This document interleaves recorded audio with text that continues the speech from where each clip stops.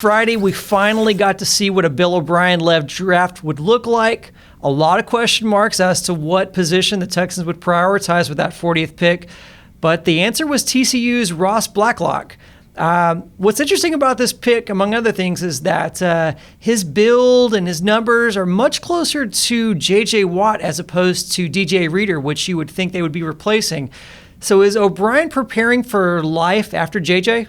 The Blacklock selection addresses the direct need of the loss of DJ Reader, but I'm with you on the body type looking more angular. The prototype nose tackle, you think more fire hydrant-ish, more squat, thicker rather than leaner and meaner, and Watt's basically a perfect hybrid, though never played on the nose.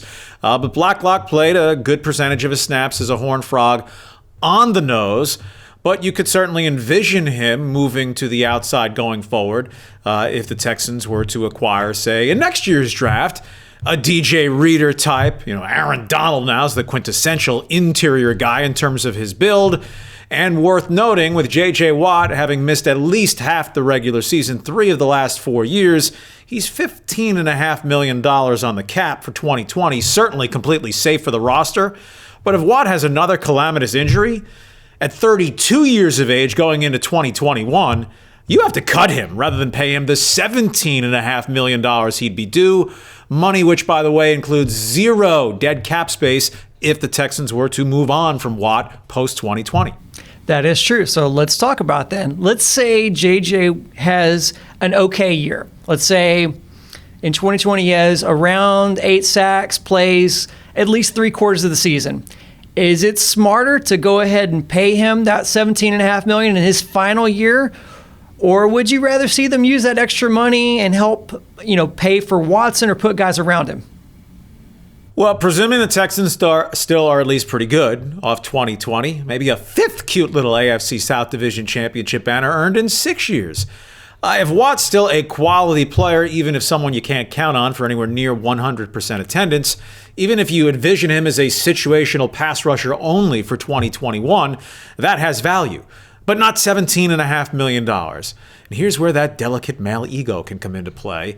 If you are J.J. Watt and the Texans approach you and say, let's be realistic, if we cut you on the market, you have no chance in hell of getting $17.5 million. But if you want to be a Texans lifer and you think we are in a reasonable position where you want to try to see it through and think you can achieve a championship here, well, if we can extend you, maybe guarantee you the $17.5 million or a good portion of it, but we have to spread it out over, say, a 3-year contract for $30 million, never expecting to see J.J. Watt play out the last year of that contract. Would Watt be amenable to that, or is he of a mind, well, I think we're kind of spinning our wheels here. This pretty good stuff. It's not Super Bowl threat stuff. Cut me, and I'll pick a contender. If I'm going to take a pay cut, I'll go play for the contender of my choice at whatever rate I can negotiate or they'll have me at. Where do you see the fans falling on this? Do you think they'll rather see JJ in a retirement tour, one last year type of thing, or would they rather be practical with that money? I don't think most fans care enough to be fully engaged and immersed and knowledgeable about the salary cap and the ramifications of paying this guy and what you can spread out over certain years and so forth. So if the Texans haven't achieved glory, and if they achieve glory, presumably a healthy J.J. Watt's been a part of that, well, you're less likely to move on from J.J. Watt. But if they're 9-7, 10-6, and losing the division round again, it'll be, Brian, what's he doing cutting the legendary J.J. Watt? But look, the Rockets traded Akeem Olajuwon, who's going down ultimately as a greater team sport, more impactful team sport athlete than J.J. Watt, unless they win that Super Bowl. Right? The Astros committed the heresy of lowballing Nolan Ryan and having him move on. Well, it took a while for the Astros to get good again, but they moved on. Emmitt Smith finished as an Arizona Cardinal. Joe Montana with some success as a Kansas City Chief. Of course, the 49ers had Steve Young. No one thinks that Ross Blacklock is going to turn into the successor, at least dollar for dollar, sack for sack, J.J. Watt successor. But if J.J. Watt is not a healthy, predominantly good football player in 2020, there's just no way in a salary cap league he's worth that money in 2021.